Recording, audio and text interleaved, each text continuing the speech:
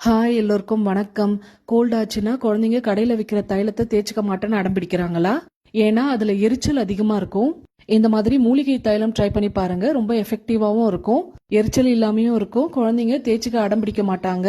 இந்த தைலம் செய்யறதுக்கு கற்பூரவள்ளி இலைகள், துளசி இலைகள், திருநீற்று பச்சிலை இலைகள், இது மூணுத்தையும் சரிசமமா எடுத்து நல்லா கழுவிட்டு மிக்சியில அரைச்சு எடுத்து அதை கடாயில சேர்த்து 1/4 கப் அளவுக்கு தேங்காய் எண்ணெயில நல்லா கொதிக்க விட்டு வடிகட்டி எடுத்துக்கணும்.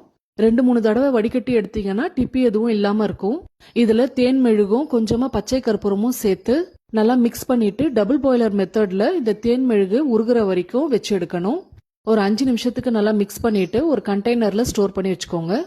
நல்லா ஆறுனதும் தைலம் கன்சிஸ்டன்சிக்கே கிடைச்சிரும். இந்த தைலம் கோல்டுக்கு நல்ல ஒரு ரிலீஃபை கொடுக்கும். தலைவலி, கோல்டுனால வரக்கூடிய காது வலிக்கும் நல்ல எஃபெக்டிவாவே இருக்கும். இனி குழந்தைங்க தைலம் தேய்ச்சிக்கிறதுக்கு அடம் பிடிக்க மாட்டாங்க. பெரியவங்களுமே இதை யூஸ் பண்ணலாம்.